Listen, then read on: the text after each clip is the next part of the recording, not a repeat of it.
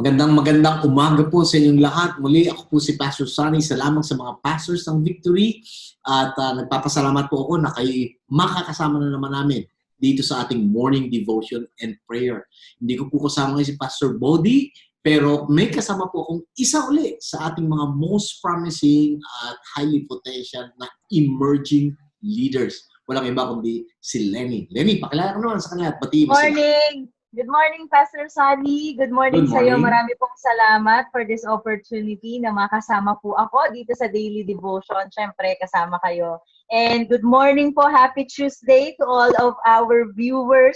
Thank you so much for joining us today, kami ni Pastor Sunny. And siyempre, isa to sa gusto nating batiin talaga, Pastor Sunny, today. Our very own... lumipas. Our very own Pastor Body is celebrating his birthday today. Happy birthday, Pastor Body! Kung nasan ka man ngayon, we hope that you're enjoying your special day. Yes. Yeah? And so, alam mo, enjoy akong kasama si Pastor Body sa devotion natin kasi napakarami din niyang mga insights sa Scripture. But anyway, tayo po ngayon, sa araw na ito, maganda pong pag-uusapan natin. Because ang ating tatalakayin is sa gitna po ng ikangay kawalan ng kasiguruhan, yung uncertainties. Meron pa rin ba tayong pwedeng pakawakan? Makakakuha pa ba tayo ng lakas para magtagumpay na harapin ang lahat ng mga pagsubok at mga challenges ng buhay na ito? Gayong wala nga tayong kasiguruhan. Yun ang ating tatalakayin. Lenny? Very exciting yan, Pastor Sunny. Pero ayun nga, gusto kong basahin ang ating word po for today in Exodus chapter 3, verse 12. Ang sabi po dito, He said, "But I will be with you, and this shall be the sign for you that I have sent you. When you have brought the people out of Egypt, you shall serve God on this mountain." Manalangin po tayo. Panginoon, maraming salamat po sa araw na ito na binigyan mo na naman kami ng pagkakataon na aming pong pag-aralan, maintindihan ng iyong salita. Holy Spirit, would you guide us today in Jesus' name? Amen and amen. Siyempre, Pastor Sunny, exciting tong topic na to, no? God's presence in our lives. Pero before yan, mag-share muna ako ng maikling story. Alright. During my college years, hindi ko alam, Pastor Sunny, kung na-experience nyo to before, pero nung college pa lang ako, parang naging uso yung MU, yung uso yung walang label sa relationships. Alam niyo ba ibig sabihin ng MU, Pastor Sunny? Matampuhing unggoy. Hindi matampuhing unggoy. Pastor Sunny, ibig sabihin. Yun ang tawag doon. Makikita po natin na may generation gap po doon, no? Pero ang ibig pong sabihin no, nung time ko, mutual understanding. Yun, alam mo, Pastor Sunny, that was one of the most uncertain talaga moments in my life. Na may mga questions ako na how do I go about it? How do I respond? Somehow, may nagkaroon na rin po ako ng fear, no, na ilalaban ko ba tong relationship na to or hindi. Kailan yan? College pa ako, Pastor. College. Okay, college. Alright, years ago. Na yung mga question ko, is there really someone out there for me, the right man for me? And I remember there was this one friend na nagsabi po sa akin nito. Sabi niya, Lenny, ano ka ba? Maganda ka. Diba? Wow. Salamat sa mga kaibigan na talaga nagsasabi ng totoo kahit hindi tayo naniniwala. And sabi niya po sa akin, at sigurado ako may magmamahal sa'yo nung pagmamahal na dinideserve mo. And the way she said it, Pastor Sunny, no, hindi ko talaga makakalimutan kasi it was so clear and at the same time, this person, my friend, was so convinced na dahil sa sobrang kumbinsido siya sa sinasabi niya, I started to believe that as well. And going back no dun sa verse natin, Pastor Sunny, it was God that said to Moses, I will be with you. And this is the truth na gusto po nating makuha nating lahat and even ang viewers natin today. God's presence in us is certain in the midst of our uncertainties. Okay, pero Pastor Sunny, para nga mas maintindihan natin yung buong story, kailangan balikan natin ano ba yung context, ano ba yung background nitong passage. Ang nakaraan. By Ate Charo. Actually, Pastor Sunny, it was the time when God called Moses to save the people of Israel from the slavery in Egypt. And si Moses, he started to look at himself. Nung narinig niya yung sinasabi ni God, I will be with you. Before yon, he started to look at himself. Nung tinatawag na siya ni God, tumingin siya dun sa kakayahan niya, sa capabilities niya, abilities niya. He started to look, in fact, sa mga limitations niya. Hindi naman ako magaling magsalita and all those things. And makikita natin somehow, may fear, may doubt na naramdaman si Moses dun sa narinig niyang sinabi sa kanya ni God. But here we can see clearly in this passage that God's presence is very evident. In fact, it was the center, front and center of this passage.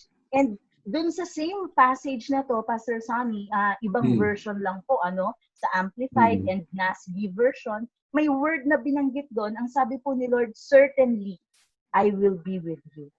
That's that word of being certain. Ikaw, Pastor Sani, ano ba yung pumapasok sa isip? I can't help but remember din, nung nagkaroon na ng transition mula sa leadership ni Moses, dahil namatay na nga siya, and si Joshua na ang magli-lead sa Israel towards the promised land, I could imagine si Joshua kung uncertain din siya mismo sa pag-lead na ito. Because number one, alam niya paano mag-lead si Moses. And really, Moses is a great leader. Pangalawa, alam din niya kung gaano ka-reklamador at gaano ka-rebellious itong kanyang pangungunahan. And so, ordinarily, kahit siguro sinong leader, pagka gano'n naman ang makikita mo, sino yung sinusundan mo at sino yung pangungunahan mo, kakabahan ka nga. But still, the good thing that I love is that God gave him the assurance na sinabi niya, as I was with Moses, so I'll be with you. Yes, kaya naharap niya ng may tapang at napangunahan niya ang mga Israelita. Agree. Right. And it just goes to show, Pastor Sonny, na si God talaga is a generational God.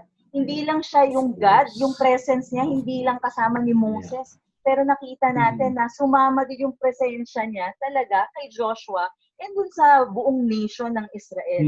And hindi lang yan, Pastor Sonny, yung promise ni God sa word niya about His presence being with us, even sa Isaiah chapter 41 verse 10. Sinabi din po doon ng ating Panginoon, fear not, for I am with you. Be not dismayed, for I am your God. I will strengthen you. I will uphold you with my righteous right hand. Ilan lang yan, Pastor Sonny, sa napakarami pong promises ni Lord about His presence. Yeah, and talking about uncertainty, reality bites. Bakit kamo? Because life is really full of uncertainties. Napakaraming uncertainty. Even right now, sa panahon natin ngayon, uncertain ang mga tao in the area of their health, in the area of their healing, in the area of their job. Yung iba, natatakot sila, matatanggal ba ako? O yung iba, natanggal na. Saan ako maghahanap ngayon ng trabaho? Makakakita pa ba ako ng trabaho sa edad kong ito? O yung iba, even sa kanilang business. Yung iba, nagsisimula pa lang sa business nila, biglang nag-lockdown. Hindi naman sila marunong ng online. Maging, dati kong kasama sa showbiz, yung iba, hindi pa sikat, laos na. So, kaya nga, ang uncertainties dito sa mundong ito is very, very real. And I can't help, again, but remember yung sinabi ni James na you cannot boast. Nobody can boast about tomorrow. You know why? Because you do not know what tomorrow may bring. And as we always say, that change is the only thing permanent in this world, meaning everything can change in a snap of a finger. Parang itong nangyari na ito, itong pandemic na to, who would ever think of this? Yung nangyaring mga workforce reduction, yung mga nangyaring pagsasara ng mga, who would ever think of this? Hindi. But in a snap of a finger.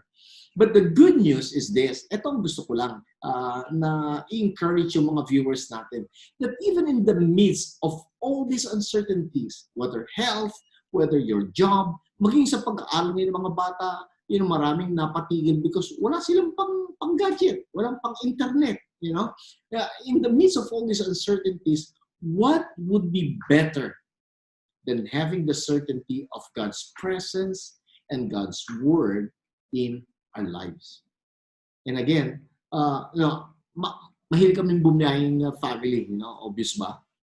At almost every year, lagi namin pinapasyalan si Danik, yung aking pangalawang anak sa Japan.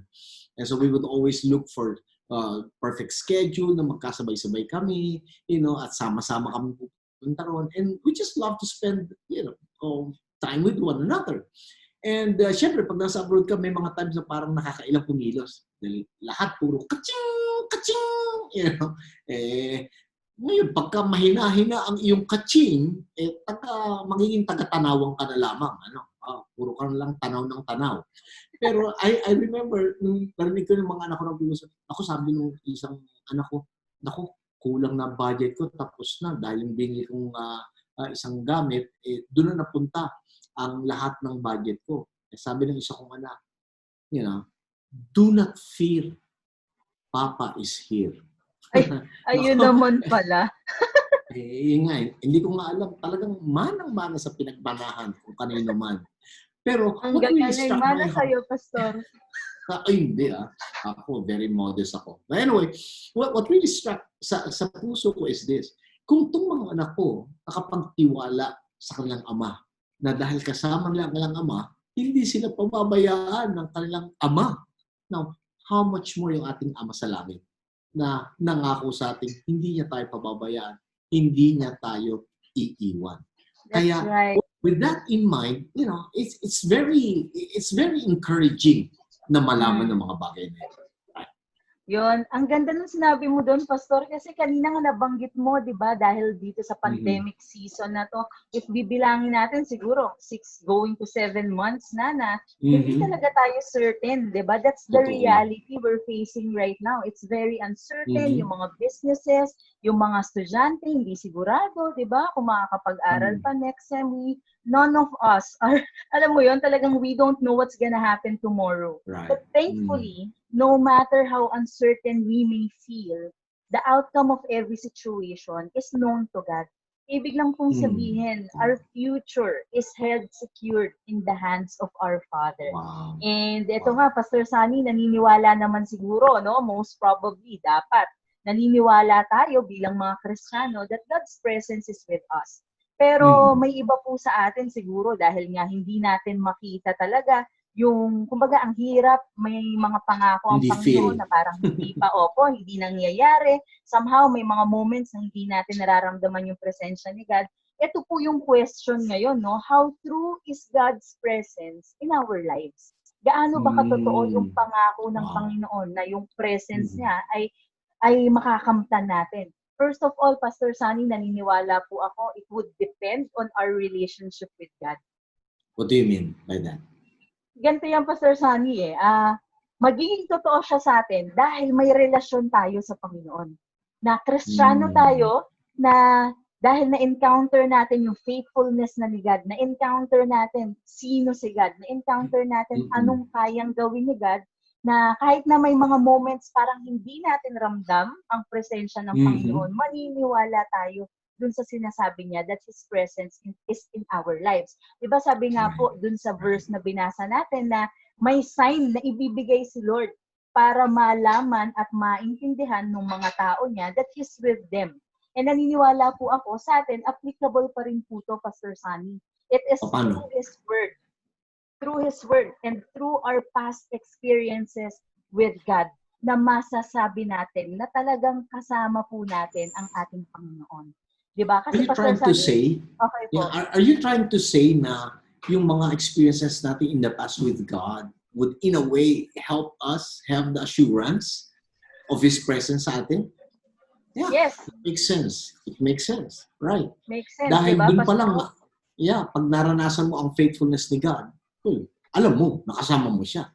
And I also believe na lahat ng mga Kristiyano, God has allowed us to experience Him. Sometimes nga lang hindi tayo aware, pero naniwala ko, pinararanas niya sa atin yun, tuwi-tuwi na. Bakit? Ganun niya kasi tayo kamahal. That's pero right. siguro ang pansunod kong tanong dun is that, merong, ito ang sinyalis sa kanyang salita, ang ating karanasan, pero ano ba nagagawa ng presensya? Para ngayon, kung kasama ko si Lord, kung ganitong ito nangyayari sa akin, anong saysay na kasama ko si Lord? Kasi parang nung time din ni Moses nabanggit mo kanina yung kanyang history, di ba? Yung background niya na nagsimula siya, tinitignan niya ang kanyang sarili, di ba? Kaya nga pa rin gawa niya ng mga excuse, hindi ako pwedeng mag-lead, bulol ako, hindi ko kaya yan. Tapos, hindi naman ako talagang, para maging leader. And he even considered also yung iniisip at yung mga sinasabi ng ibang tao sa kanya. But I discovered, ganun din tayo eh. Oftentimes, we look at ourselves, we try to consider ano yung sinasabi ng mga ibang tao, but for me, these are not really that important. Still pwede consider a little, but not everything. Dahil ito yung pumipigil sa atin na harapin maging ang mga uncertainties sa buhay nito. Now, what is important for us is when God had already spoken that He loves us, and speaking of His love, alam na natin yun. He loves us that He sent His Son. See, Jesus, He loves us so much that He laid down His life for us and considered us as friend. Ang Holy Spirit, ganun din. He loves us so much. That's why He promised us He will never leave us nor forsake us. At hindi lang yun. Hindi lang tayo mahal ng Panginoon. But God also has already chosen us. Pinili na tayo ng Panginoon. That's why yung presensya ng Panginoon sa atin is already an assurance. Ito lang yung kailangan nating assurance to succeed in this life. Kaya very solid yun. I don't know if that makes sense sa inyo, pero for me, solid sa akin yun. And again, we cannot deny or we do not deny the fact, Lenny. Baka, naisip ng iba kasi kayo ganyan, you're denying the truth, the reality. No, we are not denying the realities. May sakit, merong mga natatanggal sa trabaho, may nagsasarang business, name it, nandiyan na lahat. Kaya nga kinakabahan ng maraming tao. But let me just encourage yung ating mga viewers, Lenny, na we don't deny the fact, but we choose to hold on to the truth of God and His Word. Why? Because God will never fail us. God will never just allow these things to take place. And let us stop looking at ourselves and our situation. Instead, let's start to look at God once more. Si Lord uli ang tignan natin through His Word. Again, when He promised us, I'll never leave you nor forsake you. That I'll be with you always. Alam mo ba Greek word nung always? Ibig sabihin sa Greek word nun, palagi. Malalim yun ha. Always. I'll be with you always, even to the end of the age. And I don't know, kung meron ka pang kakailanganing pangako ng Panginoon. Well, man, usually they fail sa mga promises niya, but not with God. Not with God. I agree. Pastor Sunny, grabe yun, no? Talagang ako personally in my life na experience ko yan. Talagang bilang tao, maraming mga ngako sa atin, pero hindi lahat kaya to pa rin dahil tao lang tayo, we have our own limitations. Pero truly, nakaka-bless po na ma-remind ngayong araw na ito na si God, when He says something, He will do it. Diba? In His proper timing also. And ito, the presence of God is a promise that we can claim for ourselves. Right. Kaya sabi natin, God's presence in us is certain. Sigurado yun. In the midst of our uncertainties. Maybe, Lenny, would you like to pray a short prayer sa atin ngayon at sa ating mga viewers? Yes. Thank you, Pastor Sunny. Heavenly Father, we just want to acknowledge that who you are in our lives right now. We know that you are God, that you are above all, beyond all, in all. Thank you that we know that you can work all things together for good. But right now, Lord, there are moments that we are overwhelmed. There are moments, Lord, na overwhelmed kami by what's going on around us. The future seems uncertain. The future seems dark, Lord God, for some of us. There are times, Lord, we just want to panic or doubt, Lord, in your promises. But right now, we ask you, Lord, would you help us right now? Would you remind us, Lord, of your promises in our lives? Remind us, Lord, of your presence in our lives. Make us so aware, Lord, of your presence. So even if during uncertain times, we will still be assured that you're going to be with us, that we will never face all of these uncertain times alone because you are with us. We thank you, Lord, for this time. In Jesus' name, amen and amen. Amen. And maybe some of our viewers right now, you're asking, Pastor, parang hindi pa rin, parang it doesn't make sense pa rin. Parang I cannot comprehend yung presence ni Lord sa life ko. Now, let me just encourage you. Most probably what you need is to have a personal relationship with God first and foremost. Because you can never really have the assurance of His presence, number one, if you have not invited Him into your life. See Jesus to be your Lord and Savior. And so, if you want to really have that assurance of God's presence in your life, would you follow this prayer after me? Sabihin natin, Ama sa langit, sa pangalan ni Jesus, isinusuko ko ang aking buhay sa iyo. Inihayag ng aking labi, si Jesus ang aking Panginoon, aking tagapagligtas. Salamat po sa kapatawaran ng aking mga kasalanan at sa buhay na walang hanggan. Tinatanggap ko ito sa pangalan ni Jesus. Amen at amen. Praise Amen. God. Praise God. Wow. If you have prayed that prayer, let me just congratulate you. You have made the best decision ever to accept Jesus and invite Him into your life. And with this, Lenny, makita na meron mga connect link dyan. Please inform us if you prayed the prayer for the first time. Kindly tell us. And yung connect link din, pakipindot nyo rin po doon at ilagay nyo rin po na kayo po'y tumanggap sa Panginoon and you follow the prayer. Because we really wanted to help you grow in your walk with the Lord and explain to you ano yung decision na ginawa ninyo. And also, kung kayo po'y may mga prayer request, meron din yung prayer link. Pwede nyo pong ilagay dyan or maybe do sa comment section and be assured that we are coming in agreement with you for those requests. So, Lenny, ito ang pinaka-ayoko sa lahat yung natatapos sa ang dami pa natin gustong sabihin. Pwedeng sabihin, opo, Pastor Sunny. Pero ayun, thank you so much again, Pastor Sunny, for having me here. Thank you so much to all of you who joined us today. Tomorrow po, meron po ulit tayong daily devotion. Continue to invite your friends and family members so that they would be blessed as well by the Word of God. Thank you so much, everyone. So, ganun po. Muli, nagpapaalam po kami at lagi po natin tatandaan, kay Kristo, bawat umaga, bagong pag-asa. God bless everyone.